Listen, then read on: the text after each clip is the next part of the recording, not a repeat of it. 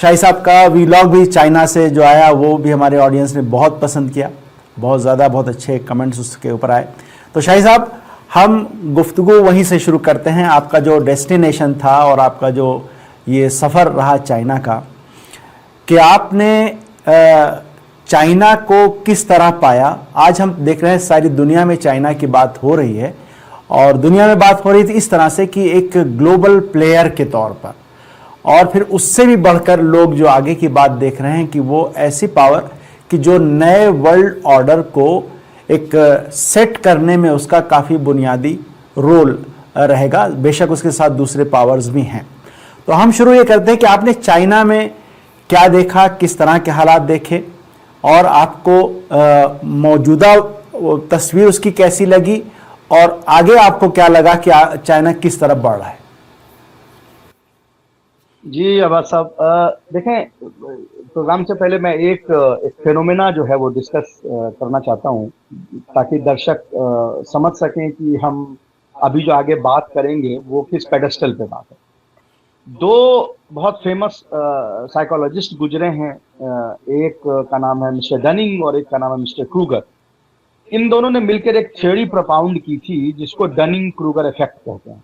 हम चाहेंगे कि हमारे दर्शक जो हैं इसको गूगल करें और इसके बारे में और पढ़ें इसके बारे में।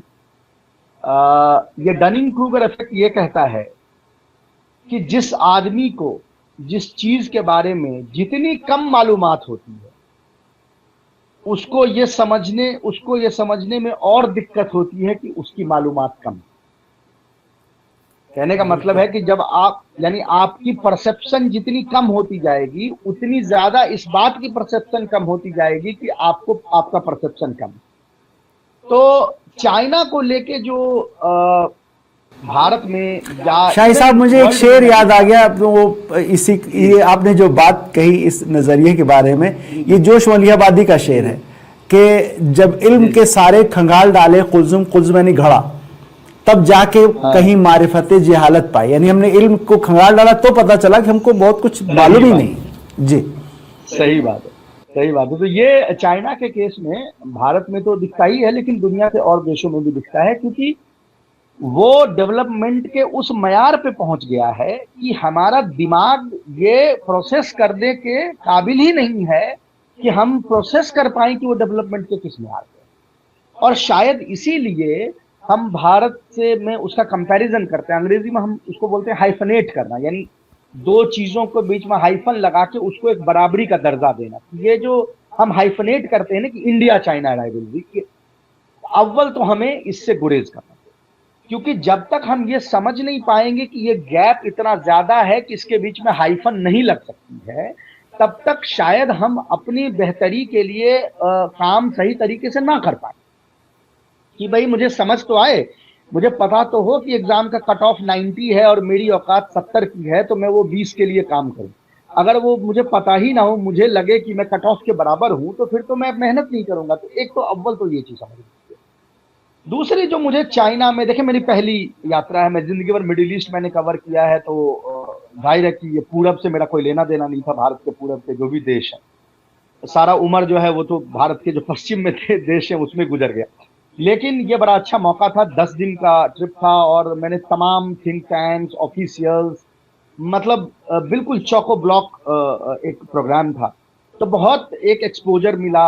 चाइना के शेंडोंग प्रोविंस में हम गए, जो कि उनके कल्चरल बेस उसका समझ लीजिए। फिर हम गुइजू प्रोविंस गए, जो चाइना का सबसे गरीब गुर्बत वाला प्रदेश है, प्रोविंस है।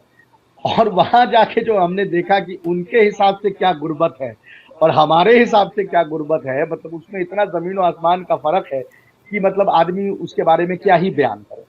सही। तो ये एक्सपीरियंस, जो मुझे दो चार चीजें मैं ब्रॉडली यहाँ पे डिस्कस करूं, एक तो अटर डिसिप्लिन। आई थिंक उनके सक्सेस की सबसे बड़ी रीजन उनकी डिसिप्लिन है। टाइम का कदर करना, अपने वक्त का कदर करना, दूसरों के वक्त का कदर करना, सीमलेस चीजों को करना। डिसिप्लिन यानी हर चीज में डिसिप्लिन दिखेगी आपको। इस टाइम पे खाने का इंतजाम है तो इस टाइम पे खाना लगा होगा टेबल पे। ये नहीं होगी कि जी भात अभी बनी नहीं है, गर्म हो रही है, इस तरह कोई मामला नहीं। ऑफिशियल्स को अगर 7 बजे से कोई प्रोग्राम है तो 6:55 पे ऑफिशियल्स वहां पे बाहर खड़े हैं।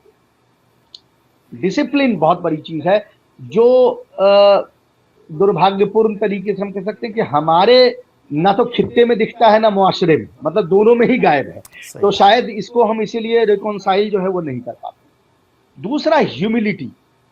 बड़ा से बड़ा ऑफिसर, मतलब कुछ लोगों से हम जो मिले, आप समझिए कि वो उन प्रोविंसेस के चीफ मिनिस्टर के दर्जे, हालांकि चीफ मिनिस्टर जैसी कोई पोस्ट वहां नहीं होती, लेकिन वो दर्जा जो है वो आप उसको मानिए कि सेम था।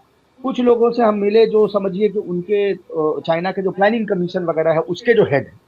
अगर आप भारत में कोई बाहर से जर्नलिस्ट आए और सोचे कि भारत के प्लानिंग कमीशन के हेड से मैं मुलाकात कर लूं, तो 2 महीने तक तो उसका नंबर भी नहीं आएगा। सही है। तो वो जो ह्यूमिलिटी उनकी है कि वो चीजों को सुनना, कोई चीज हम कह रहे हैं या कोई तीखे सवाल, क्योंकि एक ग्रुप था ना, इसमें तमाम आइडियोलॉजी के लोग थे, इसमें कुछ आरएसएस के आइडियोलॉजी के भी लोग हमारे साथ गए हुए थे, और वो तीखे सवाल पूछ रहे थे, वो उस तरह के सवाल पूछ रहे थे जो सवालों से आपको लगेगा कि वो वेस्टर्न मीडिया से मुतासिर होकर ये सवाल पूछ रहे हैं, या अपनी जो उनकी जो कमकली है उससे मुतासर होकर वो सवाल पूछ रहे हैं। लेकिन मैंने कहीं नहीं देखा कि कोई ऑफिसर कोई झुंझलाहट, किसी तरह का कोई गुस्सा, किसी तरह की वो जिस तरह से उसका जवाब दे रहे थे, और जो डेटा सेट के साथ कि मतलब अल्टीमेटली वो अपने, यानी उनके आइडियोलॉजिकल मूविंग्स के जो अगेंस्ट के भी लोग हैं, वो उनको जो मैंने उससे फिर यानी एक तरीके से अग्री करते हुए देखा, तो मुझे लगा कि ये डिसिप्लिन, ये ह्यूमिलिटी, ये सारी जो एक जो इंसानी उसमें जो चीजें होनी चाहिए ना, वो उनमें है अव्वल। तो दूसरा ये कि जो ये सेंट्रलाइज्ड प्लानिंग हमारे यहाँ भी है, कहने का मतलब 5 ईयर प्लान का सिस्टम तो हमारे यहाँ भी है हिंदुस्तान में, लेकिन जिस तरीके से, जिस मेटिकुलस तरीके से वो प्लान करते हैं, क्योंकि उनके यहाँ हर चीज बॉटम अप है। वहां ये नहीं है कि ऊपर सरकार ने डिसीजन ले लिया और नीचे गुर्गों को बोल दिया कि अब तुम इसको इम्प्लीमेंट करो। ठीक है, मतलब क्योंकि कम्युनिस्ट पार्टी है तो जाहिर है कि उसमें कारकुन का सिस्टम है, तो कारकुन उसको लेके जाते हैं।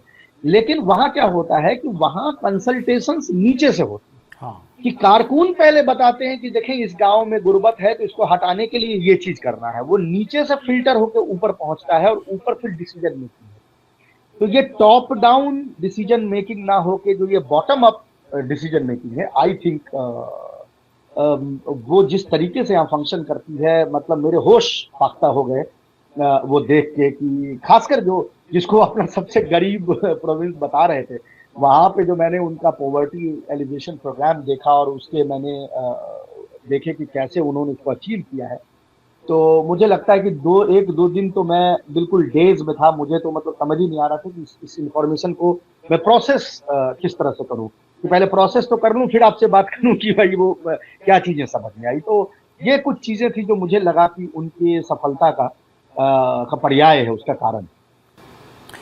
ये अपने आप में इनके कॉन्फिडेंस को दिखाता है कि उन्होंने अपना जो गरीब से गरीब इलाका था वो आपको दिखाया, यानी जो आप बाहर से गए थे, ख़ासतौर पे हिंदुस्तान से गए थे, ये बहुत बड़ी बात है। वरना बहुत से लोग, ये होता है कि बाहर से आए हुए लोगों को अपनी वो जो कमज़ोर पॉइंट्स उसको छुपा देते हैं कि वो ना देखने पाएँ, तो ये कॉन्फिडेंस इससे जाहिर होता है।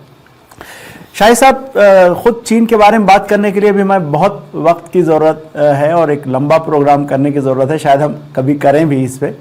लेकिन हम आते हैं इस अगले फेज़ में कि चाइना अपने अंदर जो कुछ कर रहा है और अपने चारों खाने उसने दुरुस्त करने के बाद ग्लोबली जिस तरह से परफॉर्म किया है और कर रहा है, उसका रिज़ल्ट हम ये आज देख रहे हैं कि ख़ास तौर पर अमेरिका की तरफ से हमें ये नज़र आ रहा है जैसे एक डिप्रेशन है, यानी डिप्रेस है और बेबस नज़र आ रहा है, और चाइना को कंटेन करने की लाख कोशिश हो रही है अमेरिका की तरफ से।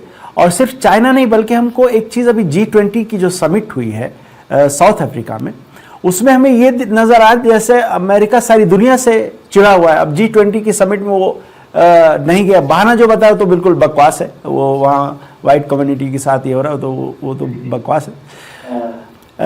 आप कैसे इसको एनालाइज करेंगे कि हम ये देख रहे हैं कि जो सिस्टम है उसमें चाइना तो बहुत अच्छा करा, जो दुनिया का सिस्टम है। WTO में अमेरिका ने उसको शामिल किया, यूरोप ने शामिल किया, उसके बाद से चाइना ने बहुत अच्छा परफॉर्म किया और अब आगे भी कर रहा है। मगर हम ये देख रहे हैं कि अब उसी सिस्टम से ये डरे हुए नज़र आ रहे हैं खुद वेस्टर्न कंट्रीज और ख़ास तौर पर अमेरिका। आपका एनालिसिस क्या है? G20 को हम अगर सामने रखते हैं तो क्या तस्वीर उभर के सामने आती है आलमी सतह की? जी, अब मैं एक छोटी सी चीज और ऐड करना चाहूंगा चाइना वाले में, फिर हम आपके सवाल पे आते हैं, जो बहुत इम्पोर्टेंट है, क्योंकि मुसलमान वहाँ कैसे रहते हैं इसको लेके बड़ा बहुत किस्म का प्रोपेगेंडा जो है वो दुनिया भर में वो अमेरिका अलाइंड मीडिया ने उसको फैलाया है। तो अव्वल तो कुछ चीजें मैं यहाँ पे बताऊं आपको कि जिधर जाइए आपको मस्जिदें नजर आए, अव्वल तो ये ठीक है। वो मस्जिद की शक्ल जो है वो चाइनीज है, यानी वो चाइनीज आर्किटेक्चर से मुतासिर है, लेकिन वो मस्जिदें हैं, ठीक है ना, वो मसाजिद आपको नजर आएंगी। कुछ लोगों के जहन में ये है कि जब तक डोम और जब तक वो स्पायर नहीं होता तब तक मस्जिद नहीं होती। पहले अव्वल तो डोम और स्पायर कोई मुसलमानों की चीज है नहीं, वो रोमन अंपायर से इस्लाम के अंदर आई है, वो रोमन अंपायर से ईस्टर्न रोमन अंपायर में आई, ईस्टर्न रोमन अंपायर से टर्की के आर्किटेक्चर में आई और ईरान के आर्किटेक्चर में आई। तो वो लोगों के जहन में ये हो गया कि जब तक एक गुम्बद और एक स्पायर ना हो तो मस्जिद नहीं होता। ऐसा कुछ भी नहीं है, दुनिया मस्जिद में कहीं नहीं लिखा गया है कि उसमें गुम्बद और उसमें स्पायर की कोई जरूरत है। हर जगह के आर्किटेक्चर से वो मुतासर होकर वो बनती है, तो वो आपको नजर आएगा। दूसरा कि आप फर्ज करें इस 10 दिन के अंदर हम कम से कम 7 या 8 होटल जो थे जिसमें रुके हैं, ऐसा कोई होटल नहीं था। और वो गेजू प्रोविंस जिसमें मुझे नहीं लगता है कि सुन्नी अशारिया 5% भी मुसलमान होंगे। खाने के का जो स्प्रेड होता था उसमें कौन सी चीज हलाल है उस पर हलाल लिखी हुई है। ये बड़ा आश्चर्य हुआ हमें कि ये उन प्रदेशों में भी है जहां मुसलमान आबादी नहीं है, जहां हुई आबादी है या जहां उइगुर है बाकी है, कजाक ताजिक, वो बीजिंग में नजर आता है, दूसरे जगह पे भी था। तो हमें बड़ा आश्चर्य हुआ इसको देख के कि भाई इतना आउट ऑफ वे जाके, मैं इसको कुछ लोगों को लगा कि नॉर्मल है, मैं चैलेंज करता हूं कि आज भारत में आप गैर मुस्लिम कोई भी 5 स्टार होटल में आप हलाल सर्टिफिकेशन खाने के सामने रख के दिखा दें। सही है, ये मेरा ओपन चैलेंज है लोगों में। तो मुझे पहले तो वो, दूसरा बीजिंग के का सबसे फेमस जो स्ट्रीट फूड का इलाका था, वो ऑलमोस्ट उसमें 90% वेंडर्स जो है, कम से कम वहां 500 वेंडर होंगे, वो मुसलमान। यानी सबसे बड़ा जो स्ट्रीट फूड का इलाका उनका था वो मुसलमानों के हाथ में। उसके बाद कई जगह पर हमने ये देखा, कई फैक्ट्रीज हम गए खाने के, फूड प्रोसेसिंग के, खासकर ये जो यूजू प्रोविंस की बात कर, चुकी गरीब है तो जाहिर है कि एग्रीकल्चर के ऊपर बेस्ड है, उसके जो इंडस्ट्री है वो एग्रो प्रोसेसिंग इंडस्ट्री है। वहां हम गए तो सारे फैक्ट्रीज में हलाल सर्टिफिकेशन उन्होंने सीख की।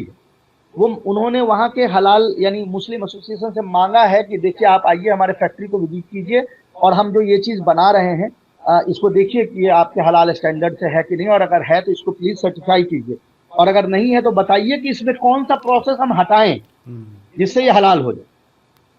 मतलब तो ये जो पूरा प्रोपेगेंडा है उसके बिल्कुल उलट हमने ये चीजें देखी। अव्वल तो देखिए, तो आप वो बात कर रहे हैं ग्लोबल, मैं इसी में एक पॉइंट जोड़ना चाहूंगा शाही साहब। हमारे साथ यहाँ चाइनीज प्रोग्राम के लोग हैं जो काम करते रहे पूरी, तो कई चाइनीज और वो मुस्लिम हैं सारे। तो वो आप जो बता रहे हैं एग्जैक्टली यही चीज़ें वो पहले से ये कहते आ रहे हैं कि वहाँ जो मुस्लिम कम्युनिटी है पूरी तरह से इंटीग्रेटेड है सिस्टम में, और उस तरह की कोई चीज़ नहीं। ये इवन यहाँ से ईरानियंस जो गए, अभी हमारे कुछ कलीग्स जो हैं, कुछ जर्नलिस्ट जो गए चाइना और सफ़र करके आए, तो उन्होंने जो वहाँ की तस्वीर बताई उसमें कहीं से ये नज़र नहीं आया कि मुस्लिम को हाशिए पर डाल दिया गया है या उनसे कोई इस तरह का बिहेवियर है।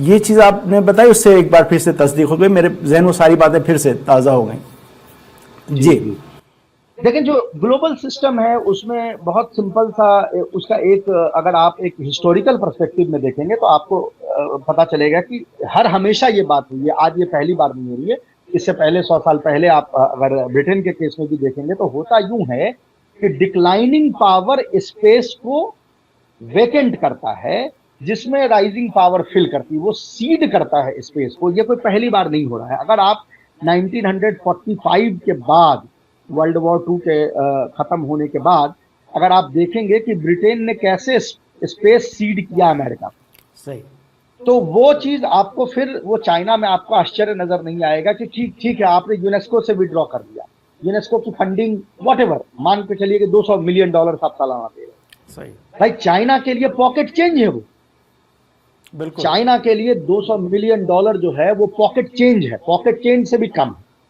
तो होगा यूं कि आपको लगेगा कि आप उस इंस्टीट्यूशन को अंडरमाइन कर रहे हैं, उससे आप विड्रॉ कर रहे हैं, लेकिन जो अपकमिंग पावर है उस जगह को भर देगा, और जब भर देगा तो वापस आप उस सिस्टम में आएंगे भी तो आपकी वो इज्जत नहीं रहेगी, क्योंकि सडनली अब आप पे डिपेंडेंसी उसकी नहीं। G20 में भी वही चीज हो रहा है। देखिए ट्रंप का वहां ना जाना यहूदी लॉबी को खुश करने के लिए, और साथ में जो व्हाइट लॉबी है उसको खुश करने के लिए। अव्वल तो ये कहना कि साउथ अफ्रीका में कोई नस्ल कुशी हो रही है ये व्हाइट्स की, तो ये बेवकूफाना, इससे बेवकूफाना कोई बात नहीं। क्या हो रहा है मैं आपको अपने दर्शकों को बताता हूं। इसमें कोई दो राय नहीं है कि साउथ अफ्रीका में क्राइम रेट बहुत हाई। आप प्रेटोरिया वगैरह में होंगे या जोहान्सबर्ग में होंगे तो शाम को 5 बजे आप घर में आते हैं, दरवाजा बंद करके सेट हो जाते हैं, बाहर कोई नहीं जाता, बहुत कम लोग जाते हैं, क्योंकि क्राइम क्यों है? क्योंकि बहुत ज्यादा गैप है। इसमें कोई दो राय नहीं, हम सब नेल्सन मंडेला को बहुत इज्जत देते हैं और दुनिया और इज्जत देनी भी चाहिए, लेकिन इसमें कोई दो राय नहीं है कि दुनिया की आंखों में ऊपर उठने के लिए नेल्सन मंडेला ने कुछ ऐसे काम किए जो उनके देश के लिए अच्छा नहीं था। रीडिस्ट्रीब्यूशन ऑफ लैंड उन्होंने नहीं होने दिया, क्योंकि वो व्हाइट वर्ल्ड के नजर में उठे रहना चाहते थे कि देखो इसने रिकॉन्साइल किया। रिकॉन्सिलिएशन बिना जस्टिस के नहीं हो सकता। सही है, ठीक है, भारत ने भी वही किया, क्योंकि वेस्ट के गुड बुक में रहना चाहते थे, तो जो वेस्टर्न जो एलिट्स है उनका लैंड रीडिस्ट्रीब्यूट नहीं किया। व्हाइट्स वहां के लैंड 70% लैंड को ओन करते हैं, बिना उसको रीडिस्ट्रीब्यूट किए रिकॉन्सिलिएशन नहीं हो सकती। जस्टिस के बिना कैसे रिकॉन्सिलिएशन? बिल्कुल। लेकिन उन्होंने ये चॉइस लिया।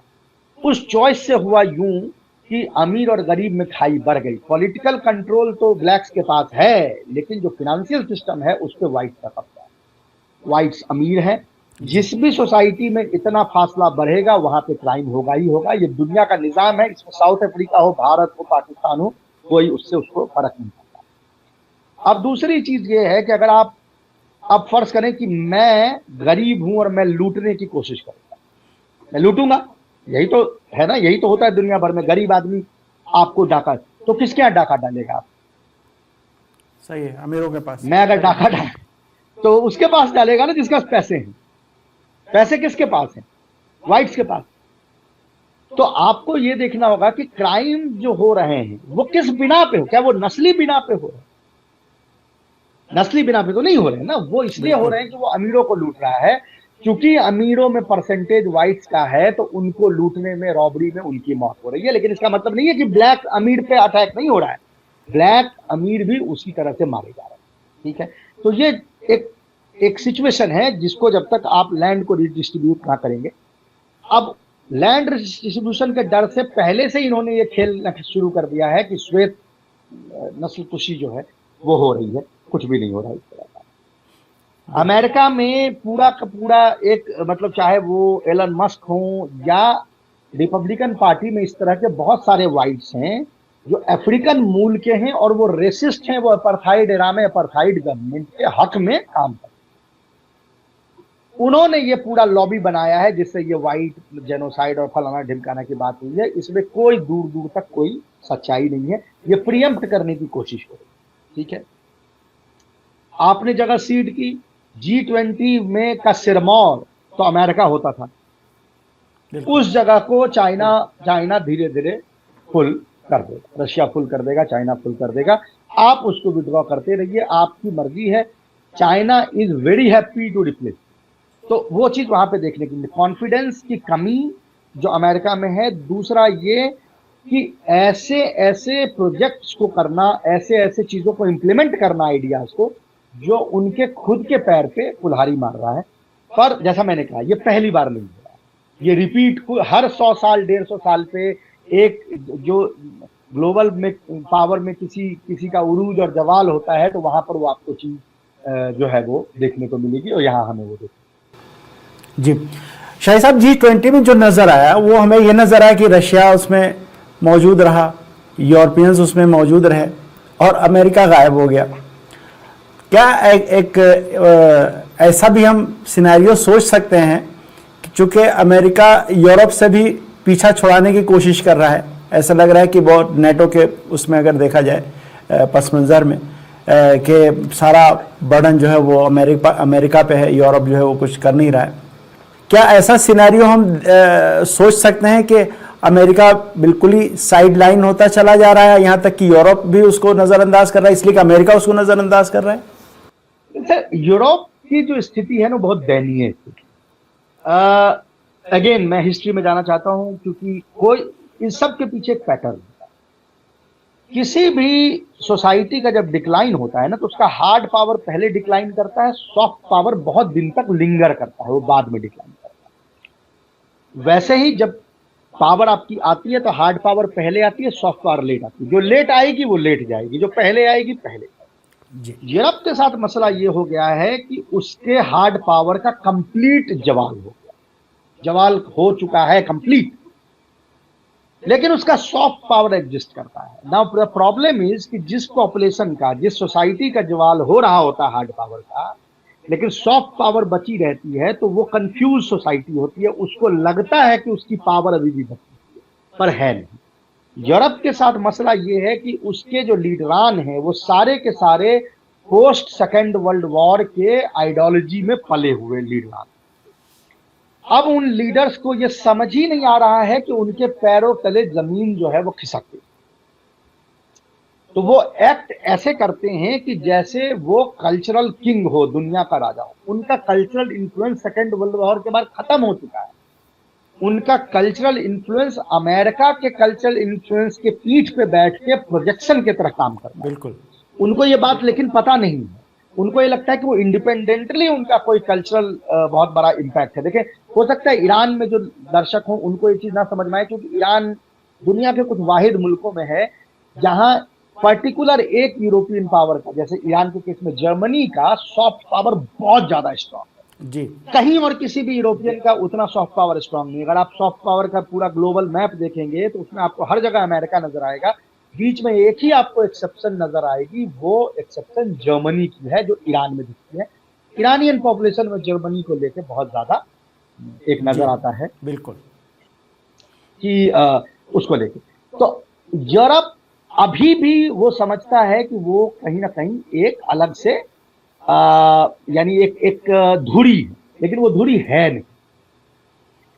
तो यूरोप फिलहाल बिकॉज उनके लीडर आउट ऑफ बॉक्स नहीं सोच सकते, तो शॉर्ट टर्म में आप उनको एलाई होते हुए चाइना या रशिया के साथ नहीं देखेंगे। लेकिन इसके बाद की जो जनरेशन लीडरशिप की आएगी उसको समझ में आ जाएगा कि अगर उनको रेलिवेंट रहना है तो जिस तरह प्रीवियस सेंचुरी में अमेरिका के पीठ पे खड़े होकर रेलिवेंट थे, इस सेंचुरी में चाइना के पीठ पे खड़े होकर उनको रेलिवेंट होना पड़ेगा, वरना उनका कोई रेलिवेंस नहीं रह जाएगा। इसके पीछे जो मैंने कहा ना, ये सब सारी चीजें पॉलिटिकल थियरीज में जब आप देखेंगे तो नया नहीं, ये अपने आप को बस रिपीट करता है। शाही साहब, यूरोप की दयनीय स्थिति के बारे में आपने बताया, हमें एक याद आ गया, जेफरी साक्स का एक इंटरव्यू है या स्पीच है। वो उसमें कह रहे थे कि मैं इस वक्त दुनिया पे नज़र दौड़ाता हूँ तो मुझे अफ्रीका में, एशिया में, इंडिया, चाइना और दूसरे मुल्कों में एक उत्साह नज़र आता है, लेकिन यूरोप में देखता हूँ जी, यूरोप में बिल्कुल मायूसी नज़र आती है। यूरोप में कहा जिधर आप देखिए तो एक मायूसी का माहौल नज़र आता है, और वो इसी से प्रिडिक्ट कर रहे थे कि फ्यूचर इसी लाइन पे जाने वाला है कि यूरोप, और यूरोप के लिए ख़ास तौर पे ये भी बात कर रहे थे कि अमेरिका अगर वहाँ से हट रहा है और वो अमेरिका ने वहाँ पर अपनी प्रेजेंस कम की, तो आप ये भी देखेंगे कि यूरोपियन आपस में ही एक दूसरे पे टूट पड़ेंगे। जॉन मेयरशाइमर भी इस तरह की बात कर रहे थे एक इंटरव्यू में कि ये जो एक दूसरे पे टूट नहीं पड़ रहे हैं, हमले नहीं कर रहे हैं, वो इस वजह से कि वहाँ पे अमेरिका का प्रेजेंस अमेरिका ने रोक रखा है, वरना इनकी हालत बहुत ख़राब होगी। और आपने जो दयनीय शब्द इस्तेमाल किया वो बड़ा। मैं आखिरी सवाल शाही साहब, हम ट्रंप के मामले में ये देखते हैं कि ट्रंप की एक अपनी अलग तरह की अप्रोच है और वो बहुत से लोगों को पसंद भी नहीं आती, जाहिर है, चूँकि वो सामने वाले की तौहीन करते हैं।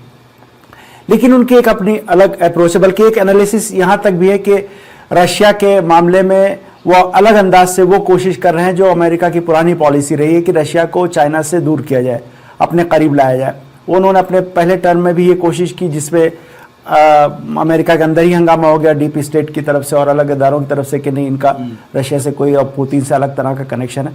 अब वो एक बार फिर वो एक कोशिश करते नजर आ रहे हैं। हम क्या ट्रंप का जो ये और अंदाज है और ट्रंपिज्म जो है, क्या इसको ये मान सकते हैं कि कोई बड़ी चेंज ला सकेगा या एक थोड़े दिन और कुछ साल ये झाग की तरह से रहेगा और निकल जाएगा, डीप स्टेट अपनी तरह से कायम रहेगा जो कोर इश्यूज हैं दुनिया के? देखिए, अमेरिकन डीप स्टेट भी थोड़ा उसको झटके तो लगे, इसमें कोई दो अराई नहीं है कि डोनाल्ड ट्रंप का दोबारा जीत के आना, तमाम मुशक्कत के बाद भी वो जीत के आते हैं, तो इससे उनको झटका तो लगा।